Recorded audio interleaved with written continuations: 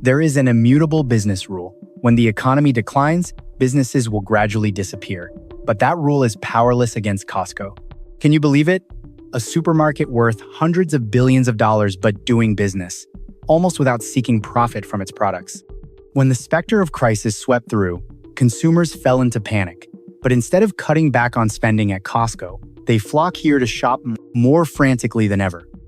Why has a membership card become the ultimate inflation shield?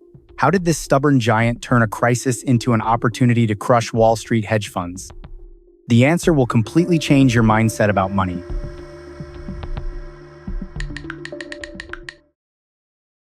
To understand the terrifying and somewhat dictatorial power of the Costco empire, you and I must turn back time to 1,954 inches San Diego, California. At that time, Jim Sinegal, who would later lay the foundation for the entire philosophy of Costco, was just a skinny 8-year-old boy working as a stock clerk and stocking shelves at a discount store called FedMart. Jim did not have a degree from prestigious Ivy League schools, nor did he understand complex macroeconomic theories. But in return, he had a great teacher. The owner of FedMart was Sol Price, who later became known worldwide as the father of the warehouse retail model. Sol Price, in the eyes of the business community at that time, resembled an eccentric warrior, a heretic who went against all traditional retail standards. He absolutely hated the flashy, superficial embellishments. While other stores tried to decorate their facades extravagantly, lighting them up brightly and hiring elegantly dressed employees to lure customers, Sol Price stripped everything away. His philosophy was so simple that it was extreme. No expensive display cases, no spending on lavish advertisements in newspapers and on the radio, no paying commissions to pressure employees to push customers. The goods were left on wooden pallets, stacked high up to the ceiling. The only thing Sol Price cared about was the massive output and the speed of inventory turnover. Jim Sinegal stood there, observing, learning, and absorbing this philosophy for many years as if it were a supreme religion. Therefore, when Jim and Jeffrey Brotman, a lawyer with a genius mind for real estate, joined forces to establish Costco in 1,983 inches Seattle, they had a completely different vision. They didn't want to build a flashy supermarket to please the upper class. What they wanted to design was a solid economic fortress, a ruthless retail machine optimized to the millimeter of cost to protect consumer interests. They began laying the first bricks of that fortress with a core rule, a rule that, to this day, the Wall Street financial community both despises and feels utterly powerless against. That is, markup cap. Just imagine this to make it easier to understand. In supermarkets or traditional retail chains like Target or high-end department stores, when they import a product, they often raise the selling price by 50%, even 100% compared to the original price. What is this huge markup used for? To cover the costs of lavishly decorated premises, extravagant marketing expenses, and, of course, to maximize profits pouring into the pockets of major shareholders at the end of the quarter. But stepping into the world of Costco, the rules of the game are completely reversed. Jim Sinegal established a strict rule, an unchangeable covenant. No branded item, like Coca-Cola, Tide, or Apple at Costco is allowed to increase in price by more than 14% from the wholesale price. And even with their own private label, Kirkland's Signature, this ceiling is capped at just 15%. Let me emphasize this. This is not the average profit margin, but the maximum ceiling. That means if Costco imports an item for $0, they absolutely cannot sell it for more than 14, regardless of how high the market demand is or how scarce the item becomes. Many Wall Street financial experts, upon seeing this number, shook their heads in dismay and thought, with a business model like this, how can they survive? With profit margins as thin as a razor blade, how can they survive through the moon phase? But alas, they did not realize that this was actually Costco's trump card. Costco has turned this record low profit margin into a heavyweight weapon to build a deep moat to protect itself. Try putting yourself in the opponent's position. If Walmart or any other giant wants to jump into the price war to compete for customers with Costco, they will bleed to death first. Why? Because the operational machinery of traditional supermarkets is too cumbersome, and their fixed costs are too high. They are forced to take a large markup to make a profit. Costco created a standard so unbelievably low that competitors simply cannot replicate it without committing financial suicide. If you also find Costco's upside-down, rebellious yet super smart business mindset deserving of a like, then please hit that button for me. Thank you all very much. Now we will uncover the next financial trap, which helps them operate this machine without needing bank money. What is the ultimate mystery behind this machine? Costco sells products at rock-bottom prices, with razor-thin profit margins, yet they possess unbeatable financial health with extremely abundant cash flow. All thanks to a classic accounting model called negative working capital. At first glance, it may seem academic and dry, right? But its essence is incredibly smart and highly practical. Usually, a store has to spend its own money to import goods, store them for a few months, and wait eagerly for customers to buy them before it can recoup the money. But at Costco, the turnover rate of goods happens at lightning speed. Thanks to the extremely low prices and bulk packaging, the pallets of goods that are just pushed out of the warehouse are quickly snatched up by customers within a few days. Costco collects fresh cash from your wallet right at the checkout counter. They take that huge cash pile to the bank to earn interest, reinvest it, or open new warehouses. And here is the key point. It takes 30 days, or even 45 days, for Costco to pay the product suppliers. Have you noticed the miracle yet? Costco sells out of stock and takes customers' money to do business before they actually have to pay a dime to the producer of that item. In simple terms, Costco is legally occupying capital. They use the money from buyers and suppliers to sustain themselves, operate, and expand globally without needing to borrow, without paying a single interest to investment banks or predatory hedge funds on Wall Street. Do you think this cash flow strategy is wise and worth learning? Please leave your opinion in the comments section so we can discuss it together. But wait, if we do a simple subtraction, the maximum profit margin is only 14% minus operating costs, exorbitant salaries for employees, warehouse costs. It is clear that Costco's sales segment is only at break-even point, or making a small profit of a few percent to maintain the machinery. So how, by what miraculous means, could they accumulate wealth to build a towering super empire worth $350 billion over 4 decades? The answer does not lie in rolls of toilet paper or cartons of milk. It lies in another supreme power, a secret toll booth placed right at the entrance, a massive psychological trap from which no one who steps inside can escape. Now, I want you to temporarily forget the definition of Costco as a supermarket. In fact, Costco is designed like a gated community, that is, a closed economic zone with a security gate. And to pass through that gate, you are required to buy an entrance ticket. That's right, you heard it correctly. While other supermarkets roll out the red carpet and beg you to shop, Costco coldly requires you to pay up front before allowing you to spend money. But here's the catch of the century. The entire mountain of gigantic toilet paper rolls, the deliciously fragrant rotisserie chickens, and the flat-screen TVs stacked high in the warehouse. All of these are just bait and break-even operations. So where do they make their money? The answer lies in the membership cards. As of now, Costco owns nearly 137 million membership cards worldwide with an astonishing renewal rate of up to 90%. Just the annual fee alone brings them $4.8 billion, which is pure profit. This huge cash amount flows directly into Costco's pockets before they even sell a single box of milk, covering all operational costs for the entire system. And this is when Costco activates a classic psychological trap called the sunk cost fallacy. When you have reluctantly spent $60 or $120 to get the membership card, your brain will automatically switch to the mode, I have to buy a lot here to make up for the cost of the card. This mindset completely disarms us. Just like one audience member left this incredibly spot-on comment, "Today, I only intended to buy a bag of mixed nuts and ended up walking out with a kayak and a $300 bill." Do you see yourself in this hilarious yet tragic story? If so, don't forget to hit the subscribe button so you won't miss the next top-notch psychological manipulation secrets. Okay, back to the story we were discussing. Have you ever seen Costco ads on TV or Facebook? Never. Costco spends exactly $0 on traditional marketing because they know that the plastic card sitting comfortably in your wallet is the most powerful physical reminder. Every time you open your wallet, the card seems to whisper, "Costco is waiting for you." Costco's customers are so loyal that they consider this card a symbol of wise spending. In your opinion, is paying in advance for the privilege of shopping like this a real bargain for consumers, Or are we all voluntarily falling into a very sophisticated trap?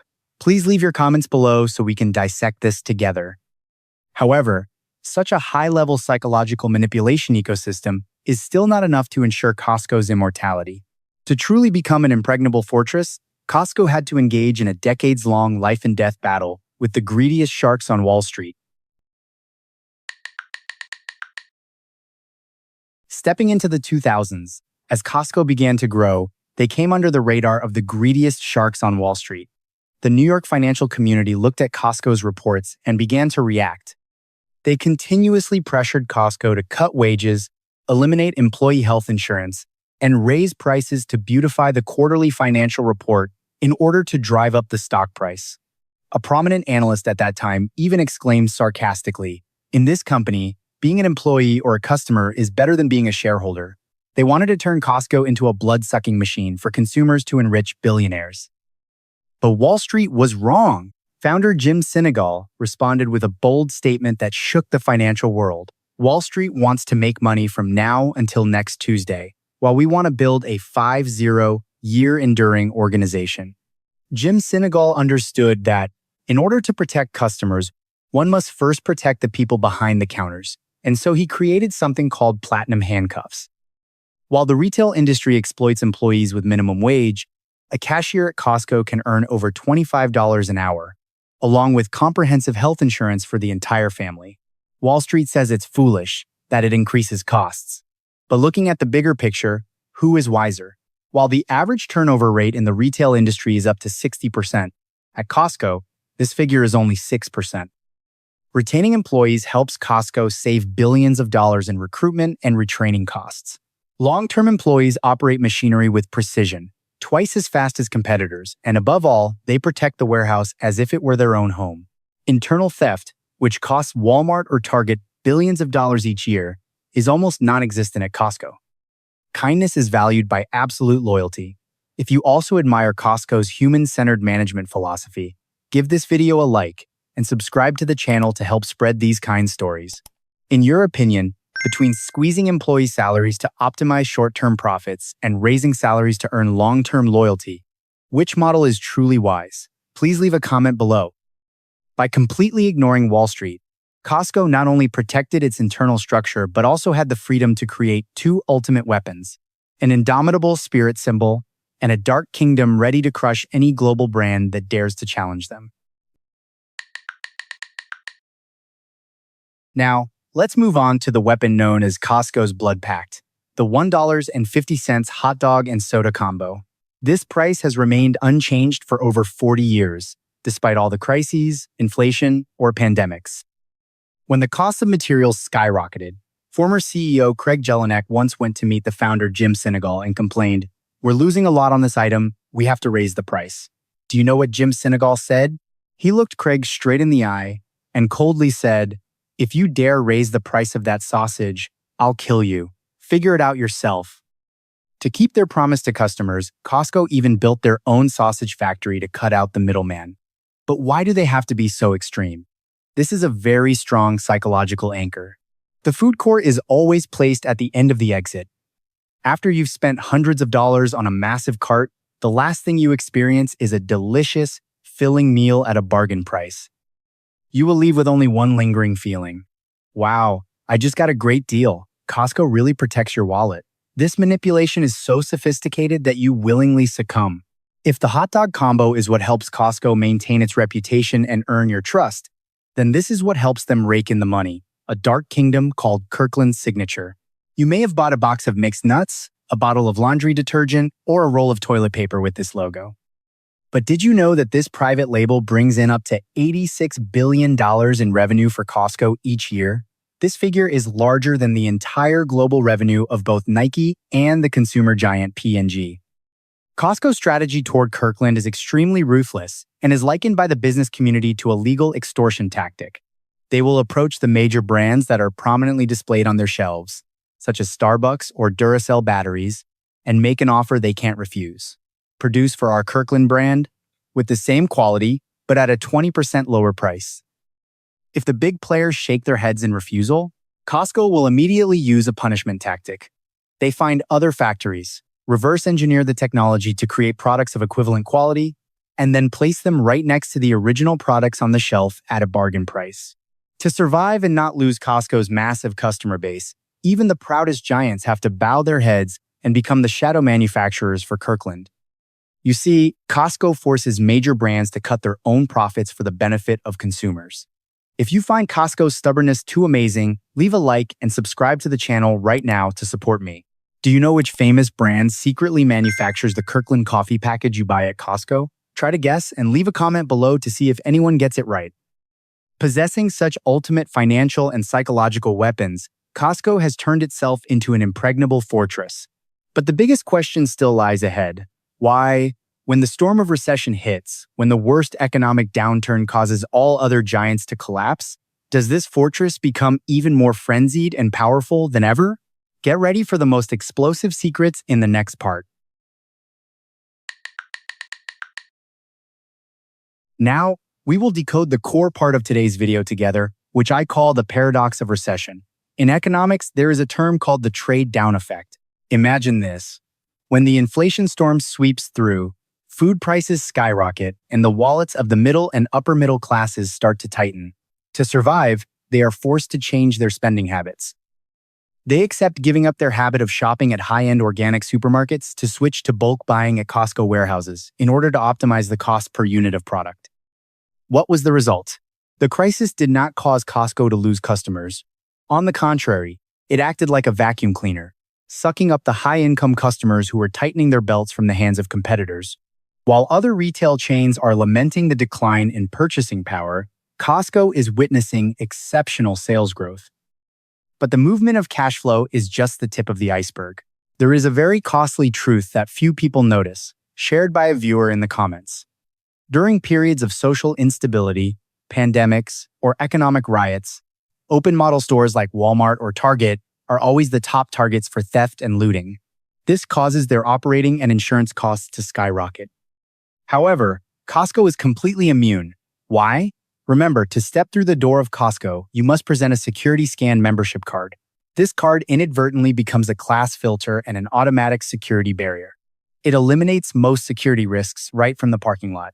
You see, the membership fee model not only brings Costco billions in pure profit, but during economic downturns, it serves as the ultimate armor protecting this fortress from market chaos. If you find this in-depth economic perspective too interesting and it helps you realize many things, don't hesitate to give it a like and subscribe to the channel. Your support is a great motivation for me to continue making high-quality videos like this. Not stopping there, a poor economy is also the time when venture capital funds go hunting for weak businesses to acquire and dissect. To protect itself, Costco possesses an ultimate shield. They frequently issue massive special cash dividends, notably a payment of $6.65 billion at the beginning of 2024. By directly pumping cash into the accounts of loyal shareholders, Costco has thwarted all external takeover attempts, keeping the fortress's DNA pure and free from manipulation by private speculative capital. Looking at how Costco operates during a crisis, what do you think? Has their retail model reached the pinnacle of behavioral psychology and applied economics? Please leave your opinion below so we can discuss it further. Building an efficient, fair, and robust ecosystem to the point where the rest of the market simply cannot compete, that is how Costco conquers the world. And now, after uncovering all the financial intricacies and secret weapons of this giant, what crucial lesson can we draw for ourselves? Let's move on to the conclusion right after this. The journey of Costco rising to a $350 billion empire has left an invaluable business lesson for the entire world. They have proven a truth that completely contradicts conventional biases. The coldest way to dominate the market is not to squeeze every last penny from consumers' pockets. Costco wins because they choose to build an ecosystem that is too fair, too solid, and full of kindness. That towering fortress is not protected by concrete walls, but rather enveloped by the absolute loyalty of employees treated with kindness, and by a solid guarantee of value for customers. In a capitalist world that always seeks to maximize short-term profits to please Wall Street, Costco chooses to stand by the people. They chose to build trust, and that very trust became an invulnerable shield that not only helped them survive but also grow stronger through the worst economic times. Looking back at this entire classic story, I have a question that I would love to hear your perspective on. If it were you, would you be willing to pay an annual membership fee just to gain the privilege of stepping into a shopping supermarket? And among the rebellious rules against Wall Street that we just dissected, which rules surprised and impressed you the most? Please leave your comments right below, as I am very eager to discuss this topic further with you. If you feel that today's video provides valuable knowledge and helps you understand more about the underground forces shaping the global economy, then don't forget to hit the like button, subscribe to the channel, and turn on the notification bell. Your small support is the greatest motivation for me to continue producing high-quality business analysis content. Finally, a small note that all the content in this video is purely for sharing information, analyzing business lessons, and applied economics knowledge based on real documents. It is not financial investment advice or market guidance. Thank you all very much for accompanying me for the past 20 minutes. Hello, and see you again on the next journey of decoding empires.